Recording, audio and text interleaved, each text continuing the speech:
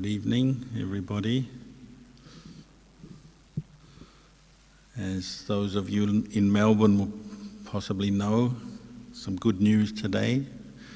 Over the last day, nobody died from coronavirus, which is something to be happy about, a blessing. We've had many days of bad news, many months of bad news. Hundreds of people have died from coronavirus, but finally a day when nobody died. People die from other causes, though, of course. Birth and death is part of our life, but at least some good news in that area. So we have some questions tonight. Can I have the first question?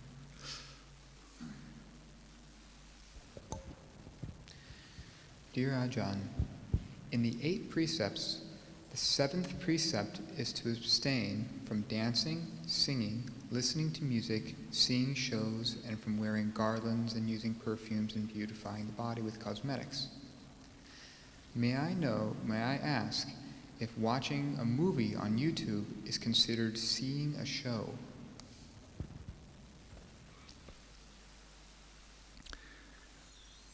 Well, the short answer is probably yes, it is, I think.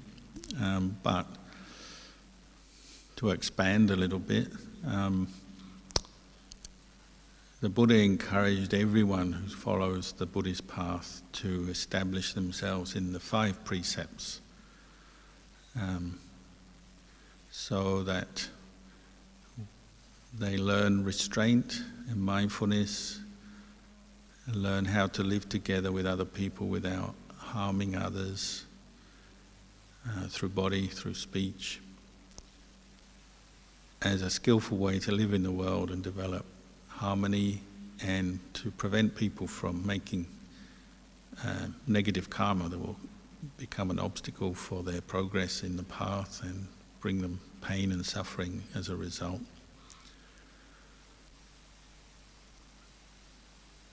So, keeping the 5 precepts, one can eat as many meals as one wants, and one can engage in watching shows, entertainments, wear makeup, perfume, and all the other sort of things that are associated with our lay life and the sort of cultural norms,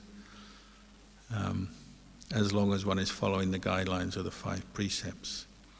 And for many people, that's a comfortable goal to aim for in daily life, for a balanced way to live with other people in a harmless way, where you can live as a family or have a relationship where you're not always looking over your shoulder, worried about what's happening to your partner because you're keeping the 5 precepts and so on.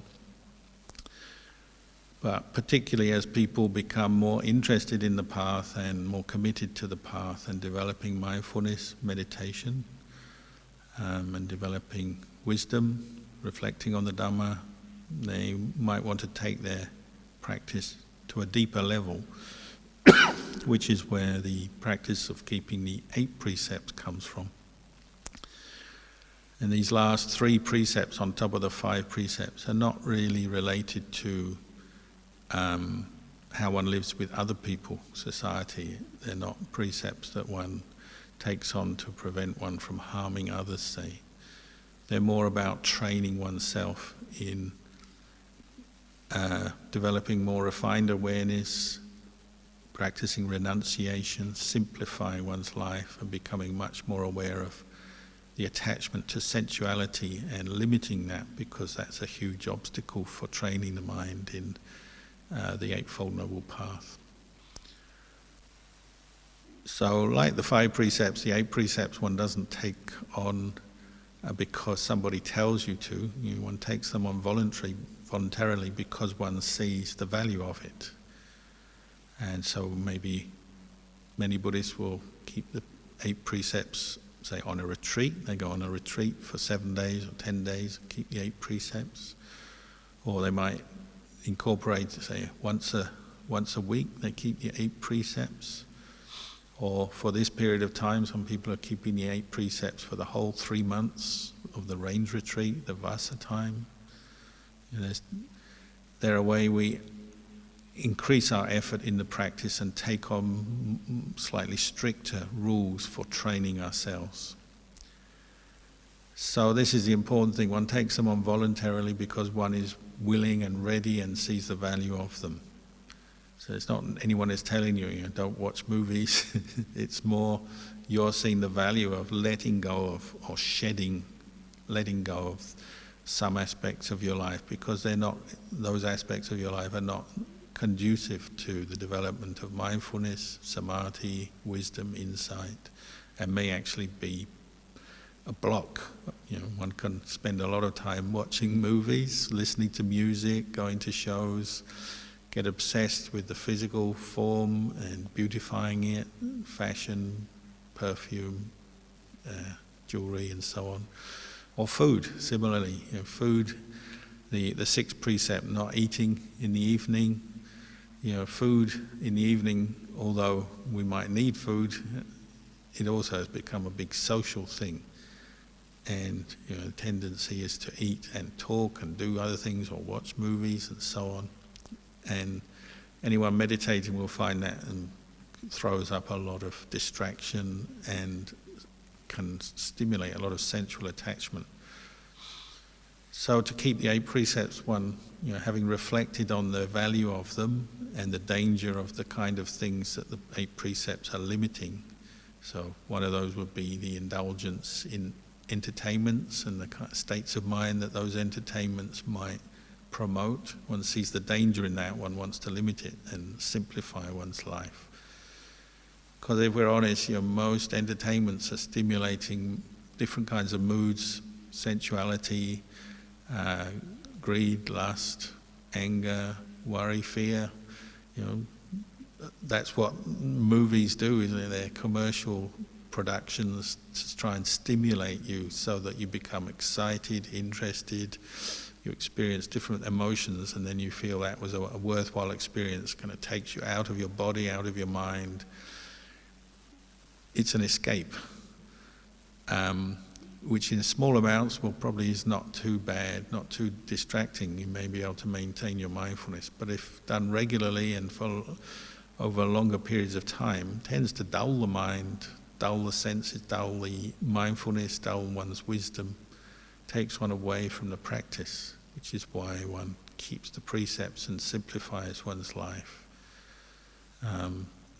We probably all know what it's like to just sit in front of a TV watching things over and over again, or a screen, or binge watching stuff on YouTube or on the internet. It doesn't promote mindfulness or wisdom. You may learn a little bit about life, but not much. And your mind is taken away from the present moment, taken away from the pains of the body. So rather than being mindful of and understanding how pain, suffering arises, one is just escaping.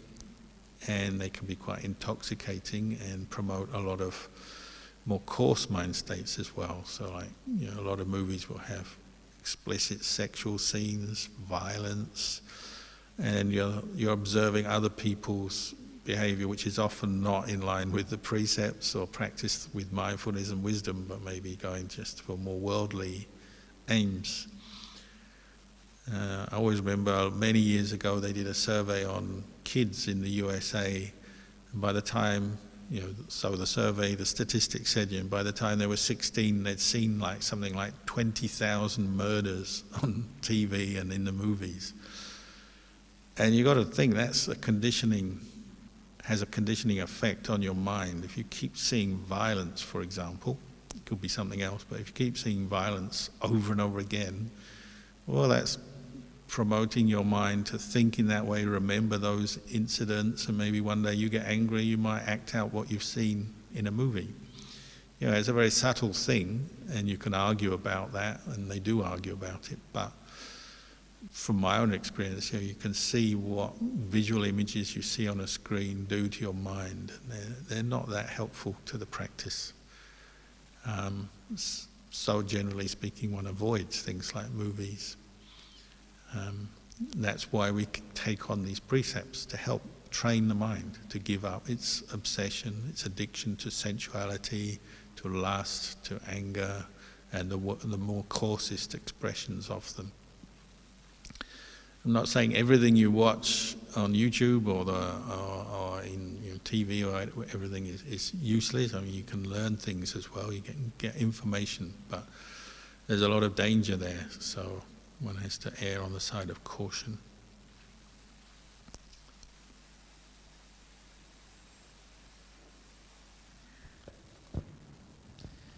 Dear Ajahn, how do we deal with anxiety about the future and what it holds for us and our loved ones? Well, I think this question has come up a few times over the last few months. It's quite understandable, particularly at this time with pandemic and economic difficulties and all the changes in society that will bring up anxiety.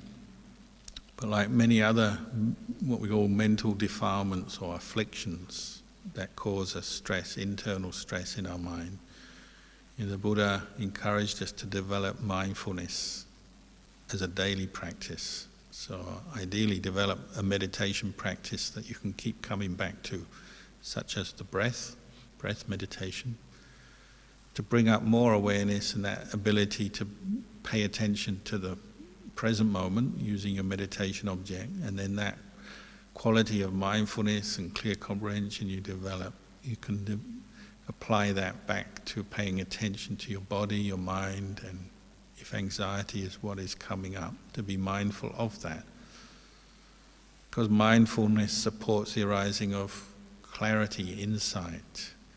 And for insight to arise, we have to train the mind to skillfully reflect or wisely reflect on our experience. And so, the first thing when you establish mindfulness is you feel a little bit better. So if you are anxious, when you turn to the breath, you might feel you're calming down a little bit. You might let go of some of that anxiety, the feeling, the tension, the negative trains of thought. You may let them go. Now already you'll feel better, but then you can also have a look at your mind and say, well, what am I anxious about? Why is this helping me? Is it beneficial for me to think in this way, to experience this kind of mood? And you're waking up to anxiety as an experience and seeing the drawbacks of it. Because a lot of anxiety is just based on fear, worry about the future, focusing on what may go wrong. May go right, may go wrong, but we tend to focus on what may go wrong more, or sometimes going back to the past, things that have gone wrong and things that have happened in the past that weren't good, and then dragging them back up again, remembering them, going over them, fearing that they'll happen again. But as you become more mindful, you're seeing anxiety itself, your mind is kind of like enslaved to that way of thinking, and it's not helping you to get any kind of wisdom or understanding when you're following the anxiety, the negative thoughts, and it's usually accompanied by physical tension in the body. If it's an extreme anxiety, it can be headaches, it can go into your stomach and you get ulcers and acid and stuff, or just physical tension in your muscles. As you become mindful, you're seeing all of that and realizing that's something you have to start letting go of. Not encouraging, not building up, but actually doing the opposite, letting it go, letting it be. And this is the compassionate thing you can do for yourself. And what you learn in doing this for yourself is maybe you can also recognize other people feel and think in the same way as I do. So you realize it's part of our common human experience. But your compassion will spread to others, and you'll have that same wish. Just as you wish to be free from your anxiety, then you wish others to be free as well. And it will affect the way you relate to the world. You'll notice what promotes anxiety. Well, if you keep seeing the news, reading the news, and it's all negative, you tend to get more anxious. You're anxious about your kids, their future, their education, their health and well-being, opportunities for the future, and so on. So once you've established mindfulness and you're reflecting in a more skillful way, another thing you can do is also just turn your attention to focus back or pay attention to what is good in your life or in the life of your loved ones. There are many good things that when we're anxious, we forget or we overlook. I imagine most of you are not struggling with hunger. If you've got a place to stay, whether it's rented or your own property, if you've got enough food on the table, you have enough money to at least buy the basic necessities of life, you're doing well. That's something to rejoice in. You have enough to get by. Develop some contentment. You may not have as much as your mind wants. Desire has no limits. But if you basically have enough, take a moment to appreciate that. Or if you say anxiety about health, we have a healthcare system. We have hospitals and clinics and doctors and treatments going on. Of course, nothing is perfect in the world, and we're always being told what's wrong, and so what's wrong with healthcare, aged care, what's wrong with the coronavirus response. We tend to focus on what's wrong, and that can contribute to anxiety and worry. But sometimes we have to stop and look at what's right. The fact that we do have hospitals to go to if we are ill, we can get checked for illness, we have doctors, we have all kinds of information, support available. This is good. And in your own personal life, the good in yourself, good things you've done, when you reflect on that, you start to feel better. When you recollect the good others have done in your life, or that you just witnessed in other people, even strangers, when you see strangers doing good things, it makes you feel better, and some of your anxiety passes. So we have to learn how to reflect wisely on our experience and not just focus on what's wrong or what might go wrong and get caught into the anxiety, but also focus on what's right. Like the world has been through many pandemics, plagues, Spanish flu, AIDS, all kinds of illnesses and health issues have come up on a large scale in the past, pandemics. But we've got through them. And say since the Spanish flu outbreak 100 years ago, all kinds of advances have been made, all kinds of good things have happened that you can bring to mind, even though pandemics are not a good thing and economic problems are not a good thing. But at the same time, there's so much good that is still going on in people's lives. People are practicing kindness, compassion around you. People are helping each other, being resilient, patient with the situation, supporting each other. All kinds of good things are still going on. And if you focus your mind on that, then the anxiety shrinks a bit. It's not, overwhelming you so much. And from a Buddhist perspective, you could say, well, the Spanish flu happened 100 years ago. What's happened in Buddhism for the last 100 years? Oh, well, Luang Por Man came along and got enlightened, and then Luang Por Man taught all his students, and many of them became enlightened, and Ajahn Chah was one of them. And Ajahn Chah, a great teacher, taught many people the Dhamma and was a great example, and feel so lucky that we have his teachings, and then his students have established monasteries all over the world. All that happened since Spanish flu. So hopefully, once the coronavirus epidemic has passed and we move on a bit in the world, then there'll be more good teachers, monks, nuns, laymen, laywomen practicing the Dhamma, and all kinds of good things can happen in the future. Why not? And that's part of that is up to us. We have to focus our minds on doing good, practicing the path, developing ourselves, helping the people around us.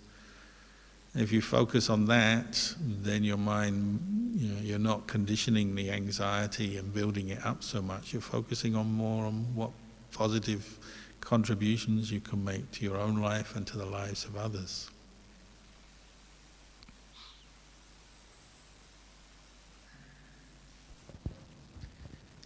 Dear Ajahn, in the Dhamma talk titled The Flood of Sensuality, given by Ajahn Chah in 1978, he mentioned that bhava, that is becoming, is the preliminary condition for birth. Wherever birth takes place, that's bhava. Could you explain more about bhava?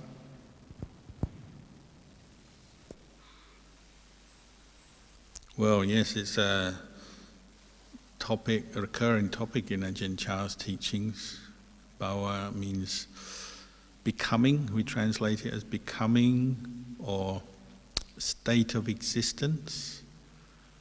And it's like the culmination of this process that's discussed in the Buddha's teaching on Paticca Samuppada, the 12 links in the dependent origination, the cause of suffering and the cause of birth, old age, sickness and death, and the suffering of body and mind of a human being.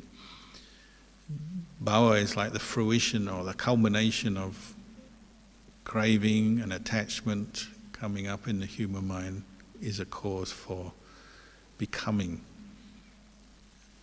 And when you go to the scriptures, they talk about two kinds of bhava. There's upati bhava, which is the more passive side of it, which is like the fruits of craving and attachment results in this sense of self. You become somebody. It could be a happy person, an angry person, a sad person.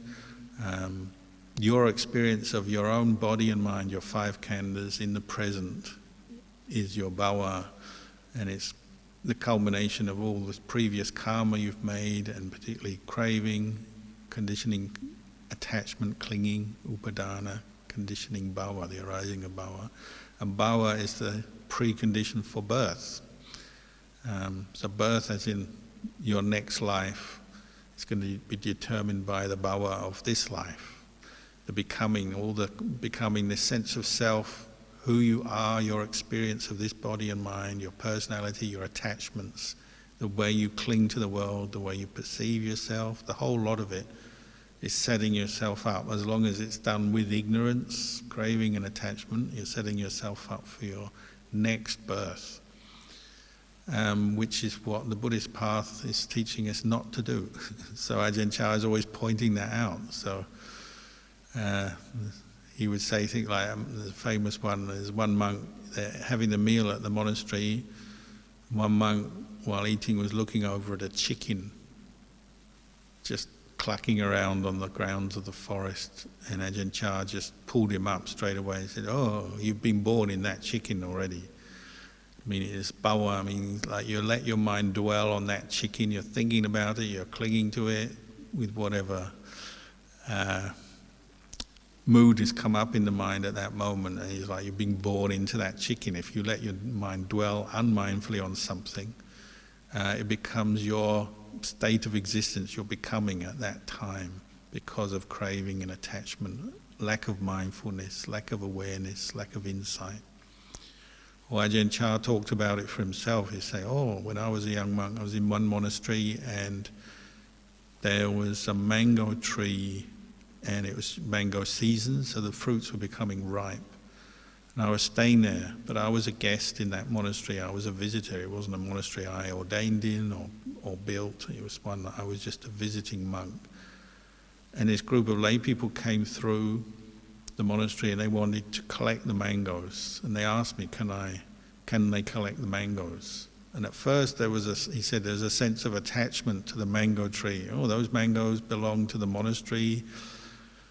I'm staying here, maybe one day someone will pick them and offer them to me, as you might think. But then he realized, well, that's bhava, that's becoming, taking ownership of that tree, investing a sense of self in that tree because of craving and attachment and delusion.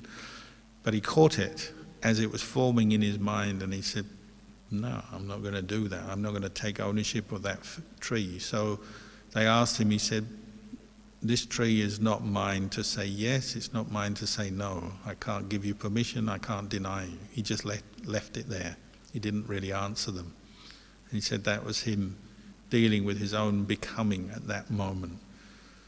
So this is a mental process that's going on every day of our life, and we're gradually creating this sense of self. Through our lack of awareness and understanding, we keep falling into the experience of craving, conditioning, attachment, conditioning, becoming.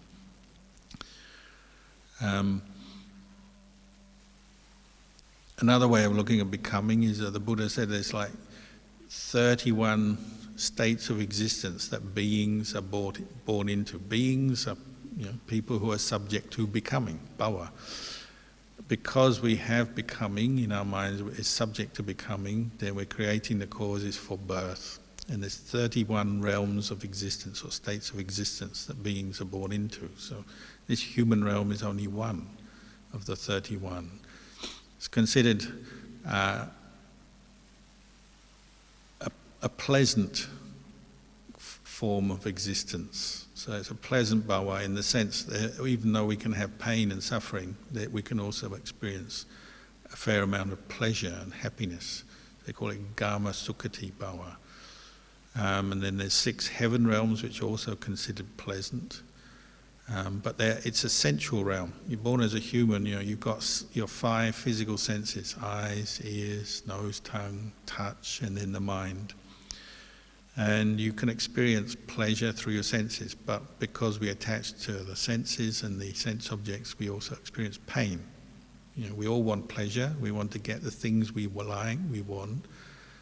And we base our lives around that, seeking pleasure, trying to make things comfortable to our liking, get more of it, so get more money, more power, more wealth, more fame, to get more pleasure. And then that sets us up also to keep running away from pain. Anything that's not to our liking, what we don't want, we try to escape from, get rid of. So human realm, it's called a realm of sukhati, pleasure, but it's mixed with pain because of our attachment to pleasure. But then there's also the 4 lower realms we call, which are another 4 states of existence. It's like the ghost realms, demon realm, animal realm, and hell realms.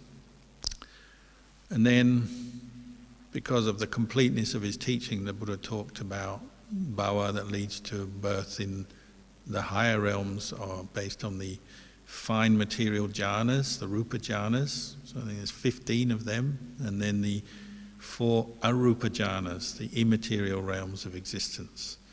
These are all conditioned by bhava, becoming. So say somebody develops the skill in jhana, attaining jhana, whatever level of jhana they can attain may mean that when they die, if they're not an arahant, they'll be reborn in a realm of existence based on that jhana. So one of the fine material realms or one of the immaterial realms. Somebody, their kind of life goal may be to be reborn in heaven. So everything they do is towards developing the kind of bhava for a heavenly rebirth. So they keep precepts, practice generosity, maybe meditate even. And they develop the kind of thinking and the kind of personality and the behavior that supports rebirth in a heaven realm.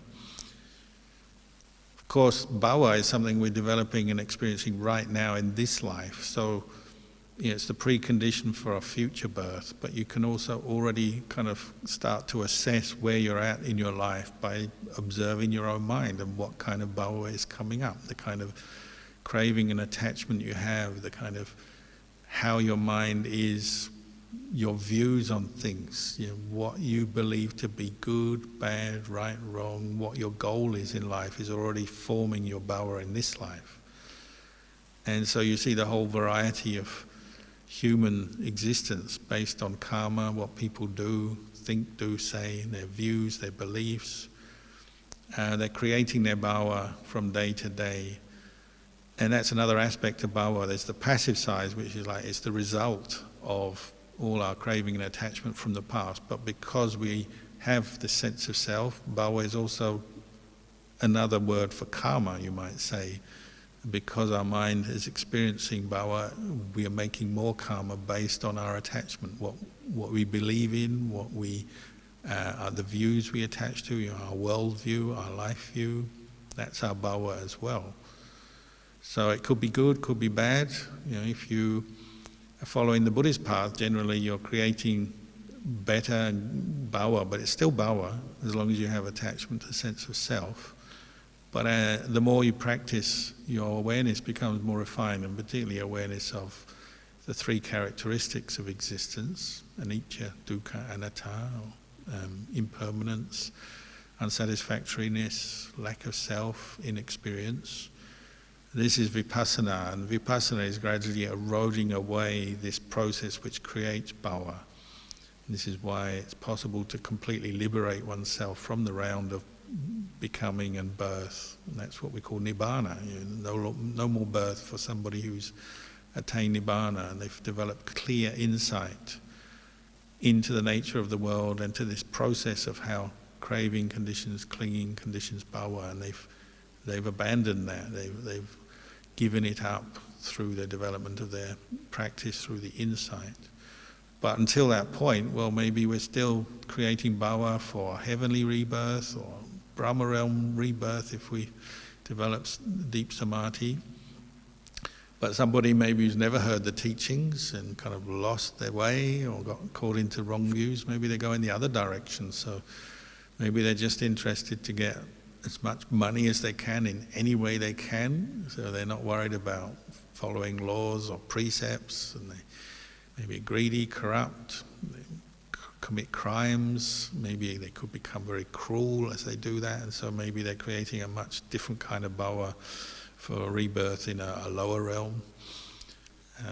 Or the Buddha said, if you keep getting intoxicated, drink and drugs, what does it do to your mind? It dulls the mind. Maybe you're setting up the bhava for rebirth in an animal realm. We joke when we see the kangaroos here on a sunny day, they're kind of lying there, sunbathing, lying in the sun. It looks like people, a little bit like people on a beach. And you can imagine maybe once upon a time they were people who loved to sit in the sun drinking or something, but their minds were becoming duller and duller, reborn as a kangaroo. Or maybe it's people who like boxing a lot. Their bhava is they're reborn as a kangaroo and carry on boxing as a kangaroo. I'm obviously joking here, but the karma we're making is setting up bhava, setting up becoming and birth all the time. So the Buddha encouraged us to practice mindfulness and investigate this process of craving arise based on sense contact. Pleasant sense contact leads to wanting, desire for more of it. Unpleasant sense contact leads to wanting to get rid of it. This hardens and becomes what we call clinging, upadana, which is giving rise to bhava, the sense of becoming. So we become happy, we become angry, we become greedy. It's shaping our character, our personality, our karma all the time. So this is something well worth investigating because it's going on all the time anyway. It's happening right here, right now, whether we realize it or not. And the more mindfulness we practice, the more insight we develop, the more we'll start to reveal these truths to ourselves. And we can practice accordingly to give up attachment to bhava, becoming and rebirth.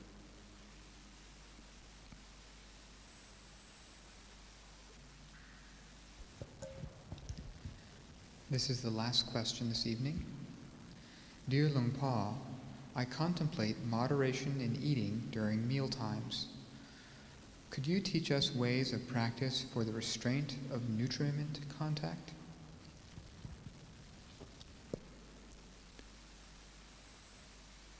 Well, it is an important part of the practice. Particularly in a monastery, it's fundamental part of our practice in the monastic life, whether you're a monk, nun, or just an 8 preceptor on retreat or staying in a monastery. You're learning particularly a restraint about food intake by keeping the 8 precepts or the monk's Vinaya. You restrict your eating just to the first part of the day between dawn and midday. So it's already restricting when you can eat.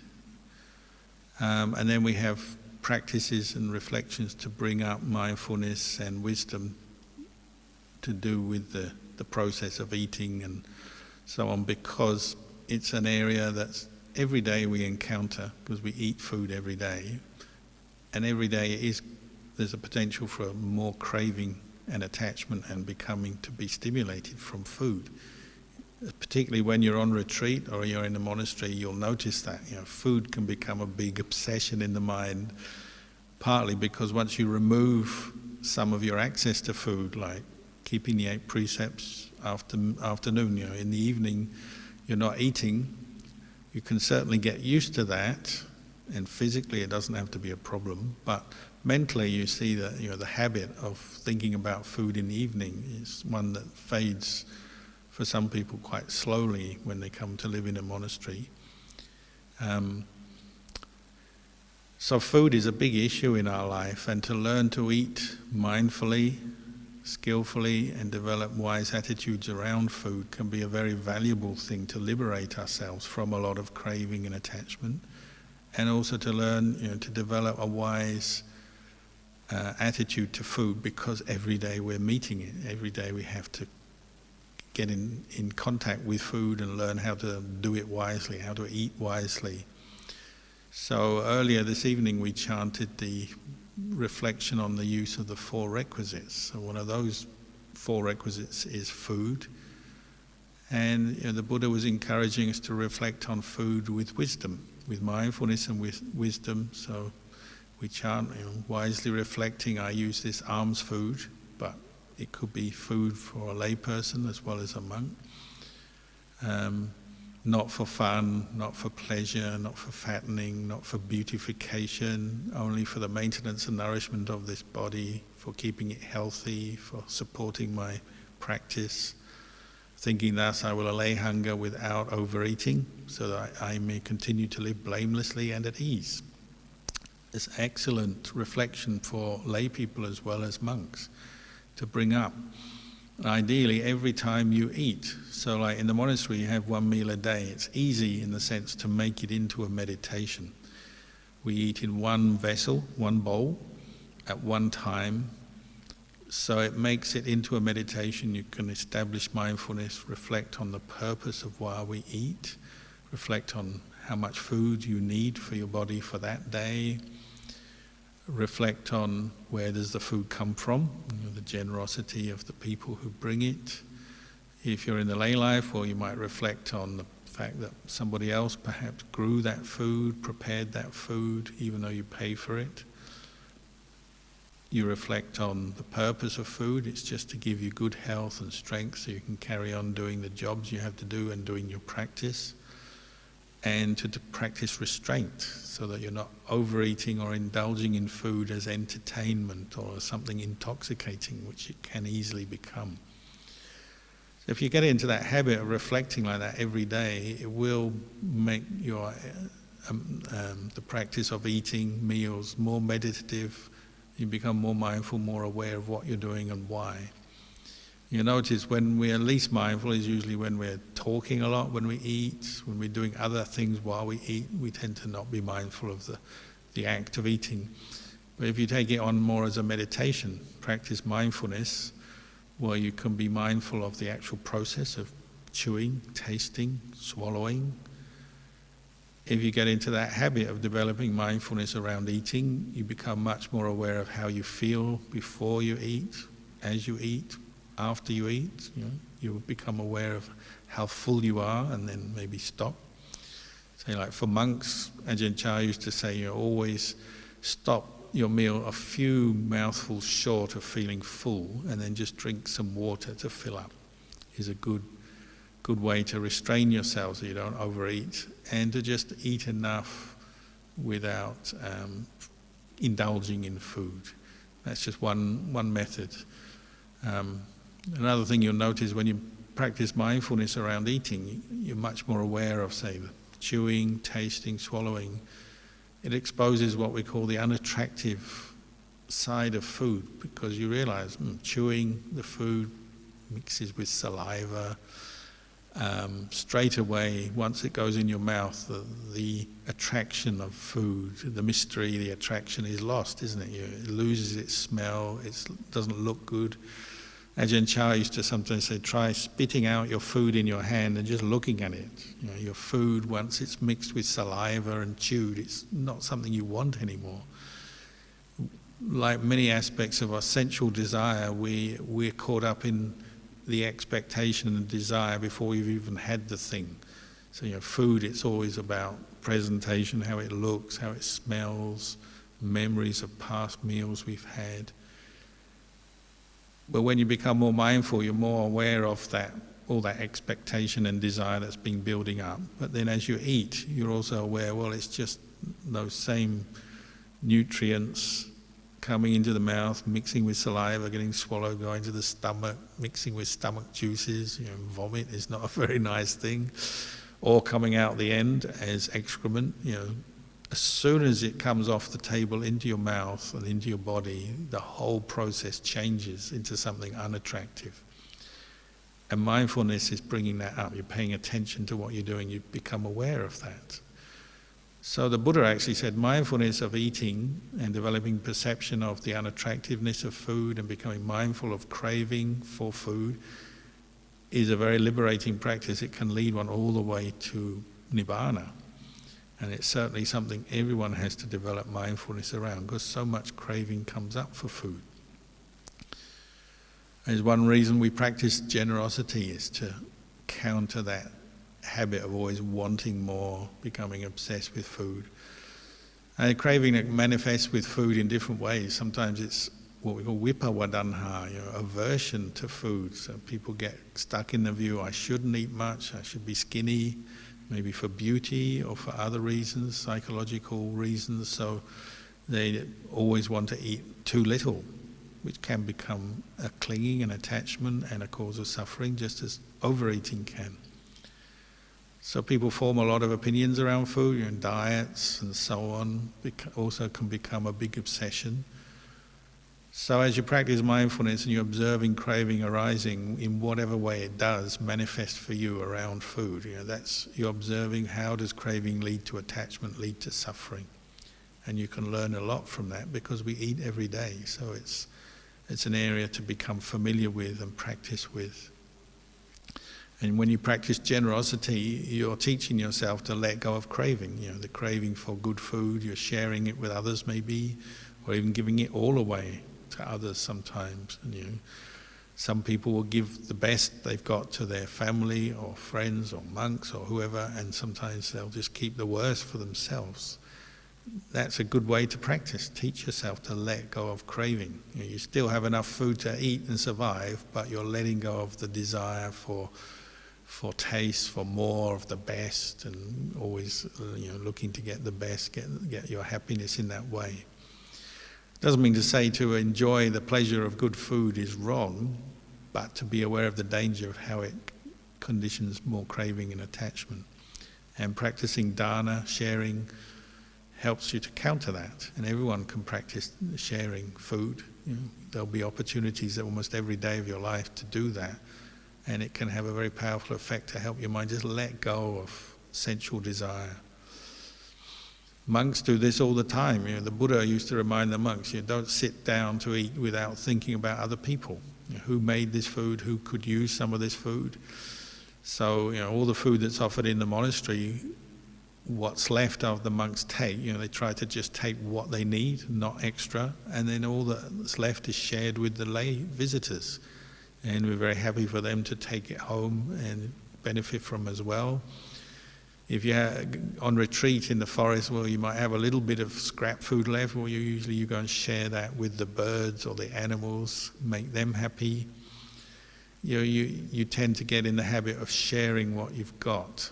It doesn't mean to say to the point where you deprive yourself, but you share.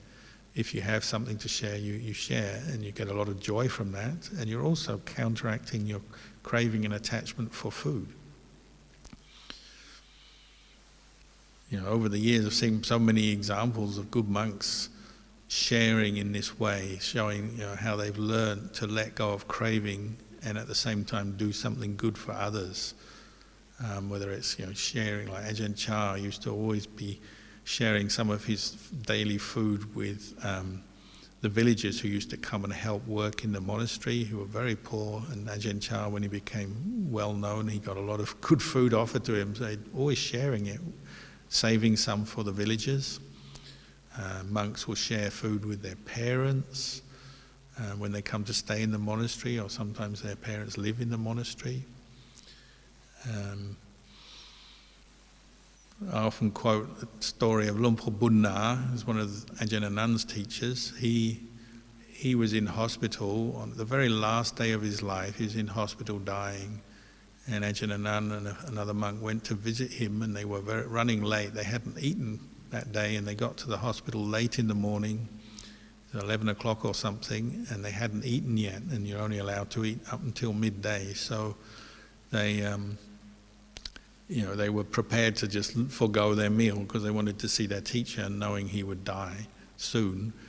But when they went into his room and paid respects, said hello, the first thing he said was, "Have you eaten yet?" And it turned out this conversation was the last conversation he had before he died, and the last thing he was thinking of before he died was, have you had enough food? So the dying monk was just worried about those who were alive, whether they had enough food or not. And monks, well trained, are like that. They tend to be thinking of other people all the time and not too attached, not too bothered about even food. As a monk, you learn to, sometimes you fast or go without food. I remember when we went to Ajahn Buddhadasa's funeral in Thailand, the funeral was only announced in the morning, and the funeral was going to be in the afternoon. When I stayed with Ajahn Anand, I lived there. And I'd been on alms round with the other monks, walking back into the monastery at 7 a.m. with my bowl full of food, preparing to eat our meal for the day. But the monastery car came past. Ajahn Anand stuck his head out of the window and said, "If you want to go to Ajahn Buddhadasa's funeral," and he was a teacher we greatly respected and loved, "you have to get in the car now and come with us. There's no time to eat, no time to do anything." So, okay. Jumped in the car and off I went, and we drove to the airport, Bangkok airport, for 3 hours on an empty stomach, and got to the airport, and hundreds and thousands of people trying to get on the one plane down to Surat Thani, where the airport nearest to Ajahn Buddhadasa's monastery was, for an afternoon funeral. We were very lucky. We were standing, 5 monks, and there was hundreds of people crowded around the Thai Airways desk, check-in desk, trying to get onto that one plane, which was sold out. And the head of Thai Airways walked over to us and just said, "There's 5 seats left on this plane. Are you going?" And we said, "Yeah." He said, "You can go, we'll give them to you." And nobody complained, so we were very lucky. We were able to get on that plane so we could get down to Ajahn Buddhadasa's funeral. But we just expected not to eat for the day, but on the plane they did actually bring out some food. Myself, I've been a vegetarian since I was about 16 or 17, so as luck would have it, I opened up the little box of airplane food and it was a meat dish. So I had to give it away, but that was all right. Share it with someone else. And there are opportunities like that. Even as a monk, sometimes you share the food you have with someone else. It doesn't matter if you've got a higher purpose. Going to Ajahn Buddhadasa's funeral, that was a much more important thing than having a meal. Even, maybe I'll finish with another story, even when we went to Sri Lanka, I think it was about 1993 or 4, with Ajahn Anand and a group of monks and lay people. I remember part of the trip we went to visit Sri Pada, the mountain that has a Buddha's footprint on top. So it's a pilgrimage site, a very special site in Sri Lanka. I remember that day we went, as a group of us, many monks and lay people. We got up at 4 a.m. from our accommodation, travelled to the foot of the mountain and started walking. We took many hours walking up the hill. We didn't want to stop for food because we wanted to get to the top of the hill to get to the spot where the Buddha's footprint was, because everyone believes this is a genuine Buddha's footprint, a very special, important place in Buddhist history. So we struggled up the hill. Many people fell out of the trip up the hill. They couldn't make it. People maybe who had not climbed mountains before, not so fit, and got out halfway and had to leave. But about half of the group managed to get to the top, very tired. And we arrived at the top of the mountain at about 11:45. We hadn't eaten yet. So again, we sat down and we had packed lunches, little boxes that were offered to the monks. and opened the box, chicken legs. So I offered them to Ajahn Somchai. And just, because I'm vegetarian, so okay, opportunity to make some merit, give the food away, do it for the Buddha. We were there to make as a pilgrimage and to pay homage to the Buddha, recollect the Buddha. So we had our brief lunch, small lunch. I remember Ajahn Anand was also giving his food away because there were a lot of people in the party who hardly had any food, so he was sharing his food. And then we did chanting and meditation for a few hours. And it was a very special day, and very good atmosphere on top, very good meditation even though we were exhausted. And I had carried Ajahn Anand's bag up the hill for him because in those days I was his attendant monk. And just as we were about to go down the hill, he needed his handkerchief from his bag. And he opened the bag up, looked inside, and it was full of Buddha relics, which had manifested in his bag, his shoulder bag, on top of the mountain. So we gave up our food that day. Nobody got a full meal that day, but we gained Buddha relics and very good meditation. So that was a fair exchange. So anytime you let go of craving and attachment, you gain something. It may be not the object of your craving, you don't get the food or whatever it is you desire, but you get the happiness of letting go of attachment, which is why we practice. You're gaining a higher happiness when you let go.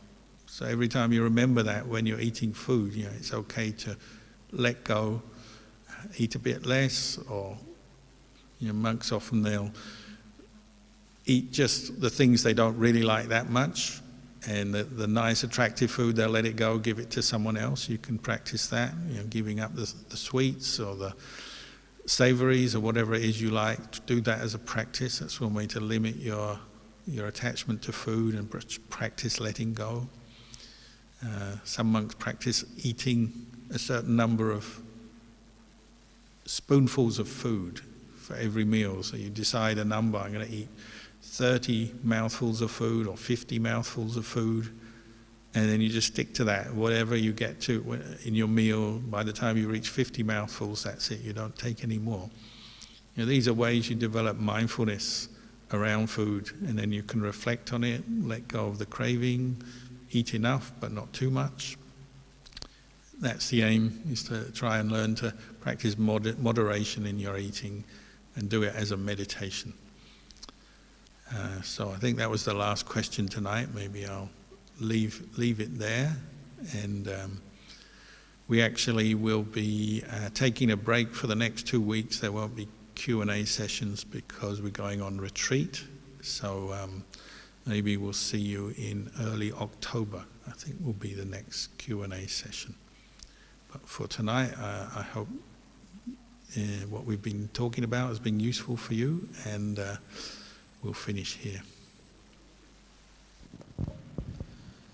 Handamayang Dhamma Kataya Sadhu Karang Dadamase Sa